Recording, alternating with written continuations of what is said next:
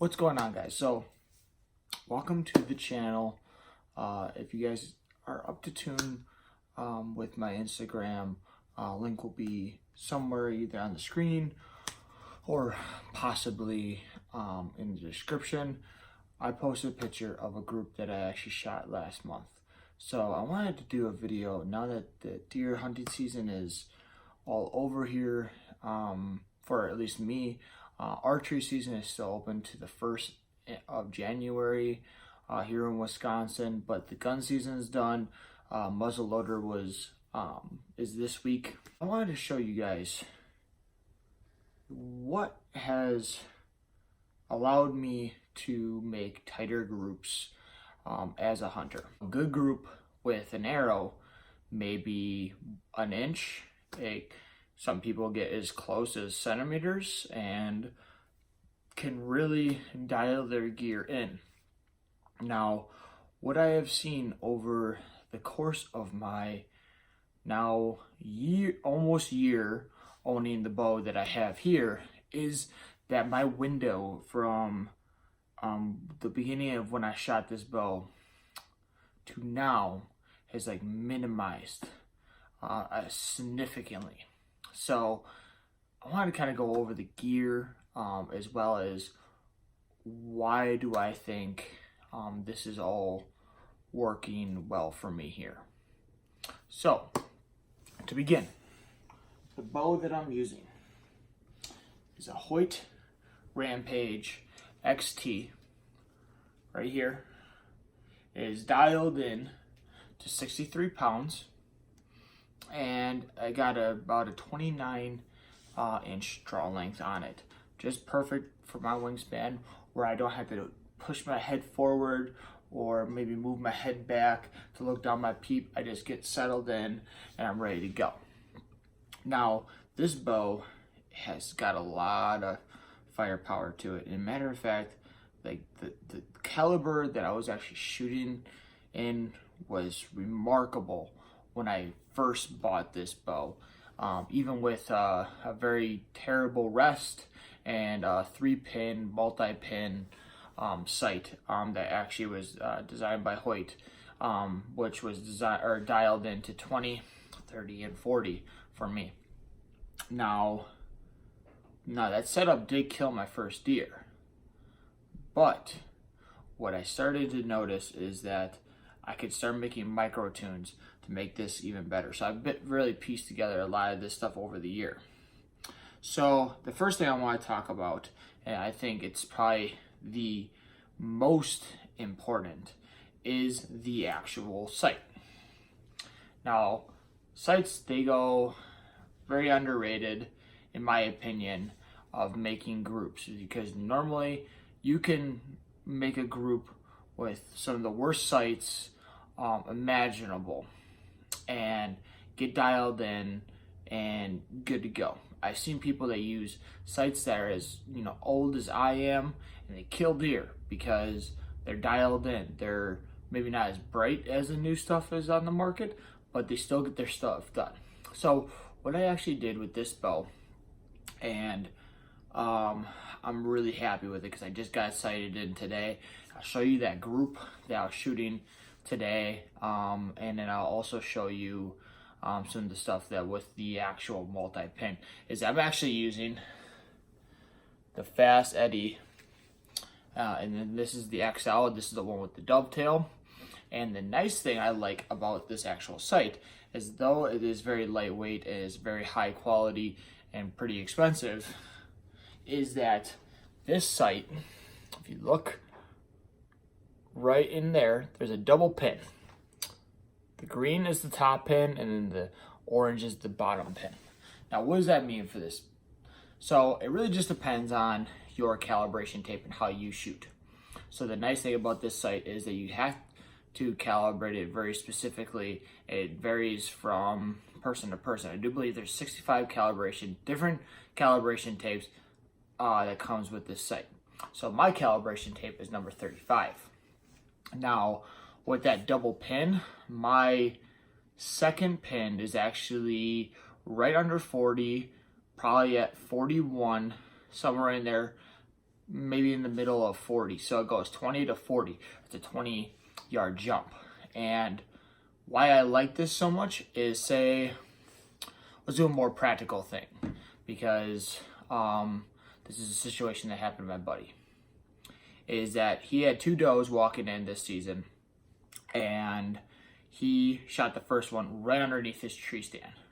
The other one spooked and actually ran onto the runway that he actually wanted to use to shoot other deer that were crossing there, because that was the most heavily used runway.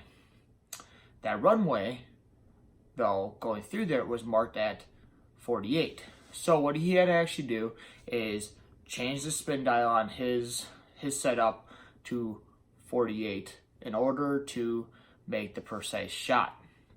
Now, for a lot of people that are using the single pin, that's not hard to do. You can definitely do it. It's definitely possible to do it. But what I liked about this setup, and me specifically, is how my calibration tape is set up. Say if I shot a deer 20 yards. There's another deer that runs on a runway, just like in this situation that happened to him, and it ran to 40 yards. I could then load another arrow, put my peep, and look at the orange dot on my sight and put it at 40, and I can kill a deer. Now, I did confirm how accurate this floating pin is. It is very accurate.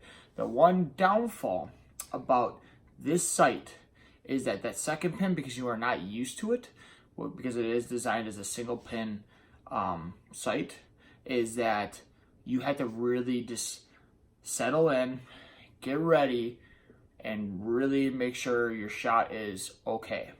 So in this situation, maybe it's unpractical because of how fast the situation is going. It may actually help some people. Who knows? You never know. Hey, but I'm definitely intrigued to see if a situation does arise similar to his, or if possibly if I miss a deer and it goes to 40, how I can use that floating pin to actually help me take down that deer. So moving on from the drop, or from the sight, I'm going to move to the rest. Now, the rest is the most significant one people think of when they are bow hunting. Now, people kill deer with a variety of different rests. People do it with whisker biscuits. They do it with this is standardized rest. They do it with dropaways. Which one works the best? In my opinion, dropaways work 100% the best. If you get a good drop away rest, you create no friction as the arrow is coming out of the actual bow, and you are not getting any play in the actual arrow. Where you see out of, like, say, a whisker biscuit is that decreased inertia coming through after you release that string, and it actually can dull it down so much. I've actually seen whisker biscuits that dull it down so much that it actually will stop the arrow from fully penetrating a deer. And that can be bad in some situations depending on what situation you are in. Now, the other rest that I used with this bow that I began with, it got its job done. The only problem with, I don't know what they're called, it's just a standardized rest. It's circular, and there's just bristles that hold it in, but it's not a whisker biscuit. I can't remember what they're called. I don't know why it's escaping me all of a sudden, but those are okay for beginners, in my opinion. It got the job done. It killed my first deer of this year, but what I actually noticed when I was starting to really get into micro-tuning my bow is that even though that the cylinder shape is designed for most arrow veins to pass through, is that my veins were actually rubbing on that and causing enough change of flight to really affect the arrow. And that's the biggest thing that I moved to a drop away. Now, drop aways, talking very briefly about drop aways. Drop away rest, if you're a beginner to bow hunting, you're looking into more drop aways, is that basically it's a sight that you can prop up with your finger, or you turn a little knob, a lever comes up, you can put your arrow in said lever, hooks in there. When you pull back your string, that lever comes up. When you release, that lever will come down. So your arrow, so if, say this is the rest, this is your arrow.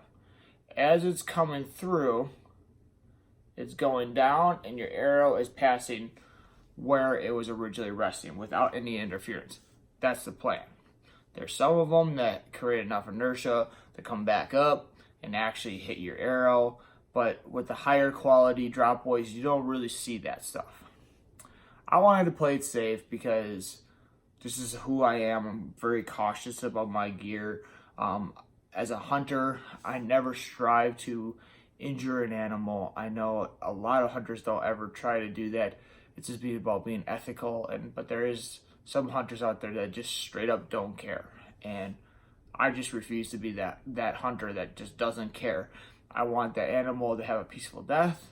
I don't want it to suffer because, I mean, they're beautiful animals, and I love hunting, and just being out in the outdoors is wonderful and everything. And that's the thing that gets me crazy, is just the hunters that just don't care about this stuff, and you know, they just go out for whatever reason it is. And that's what drives me nuts, is that I have a true passion for the outdoors, but other people don't have that passion, and they almost flaunt it in a way. So for my drop, it's a local archery store here called Buck Rub, and they make some gear themselves. So I went with their thing called the Magnet Drop. So it's an all earth magnetized drop away rest. It's pretty good. What I don't like about it is that it's like it copies the QAD, but in a different sense. It's definitely not an original product, because it's basically the same action as the QAD, just with magnets. And the difference between this one is the actual claw. So I'll kind of put this around, I'll show you guys. So this is my rest. It kind of comes up, and there's actually a claw piece on there that allows the arrow to rest in there. So this is actually an awesome rest for stalk hunters. And that's how I kind of preach it, is that I want to get into more stalk hunting. And I just want because you never know with stalk hunting. You just never know the situation you're going to be in. I want it to be as good as possible. And if I'm ever walking with the arrow in there, I want to make sure the arrow's secure, not being disturbed in any sense. So that also helped me bring down my grouping significantly. But it was between the sight, the rest, those two alone helped me dial it in to almost a centimeter. Now the next one that I'm going to show you guys is something that a lot of people just completely forget about, and that's releases. And actually, I put releases almost as my number one, simply because of the fact that a lot of people don't understand like your body motion after you pull that trigger on a compound bow. And just with me being in the kinesiology major, and your body in an uncomfortable position, your body wants to try to get into that natural position as quickly as possible. So if you use something like a normal typical claw type release, you have to actually apply a lot of pressure in order for both those claw pieces to open up so the arrow or the string can actually come on out. What I did notice is with the claw one, is that when if I'm fictitiously holding my bow here, I pull the trigger, what I did notice is my hand comes away to get into that neutral position, because here feels way more comfortable than holding it up here, right? We know this. So I saw a lot of people, and including myself and other people that shoot with me, is that they go here and they come back down. What they aren't understanding is that the fact that that string and that pressure being applied to the trigger doesn't always correlate at the same time. What you would like to do with those is pull, hold, let the arrow fly, or let the arrow fly, no interference. But because of the given situation, people, want to get to that neutral position, and it can affect that string motion. That's just something I've seen. So I went with a more claw type release with a boa strap. It's actually in my case right now. It's by True Glow. I can't remember the actual product name, but it's, the release is awesome. Basically, once again, like my magnet drop, it's acted on magnets to actually clip in that piece to actually hold the claw. So when I put my finger around that trigger and I pull it, instead of it opening up like this, that flap of that claw goes like this. And what I've seen is when I release, it's such a quick motion that me coming back down to get relaxed doesn't affect it at all. That's what you want to see as a bow hunter, is you don't want to see anything affect your actual shooting rate or possible shooting motion. So your release is definitely a huge component of that factor. Next, arrows. With bow hunting, it's obviously your bow and your arrow. So before I was using Carbon Express, I was using the Mayhem DS Hunter Edition, and I liked the arrow. I thought it had a pretty good flight. What I did notice is the sheer impact of that said arrow into an animal. It just wasn't what I was looking for. Not saying it's a bad arrow for some people.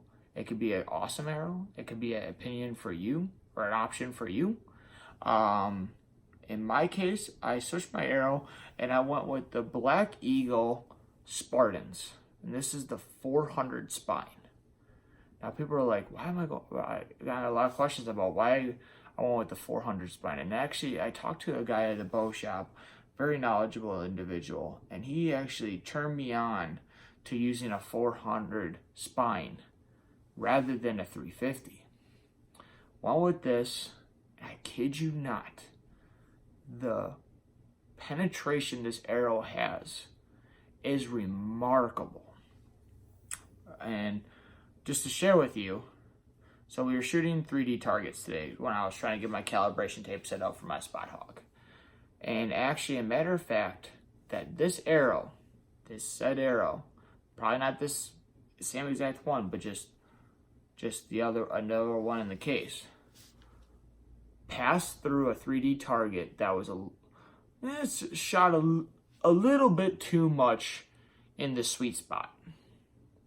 Now, there wasn't a hole completely through the 3D target.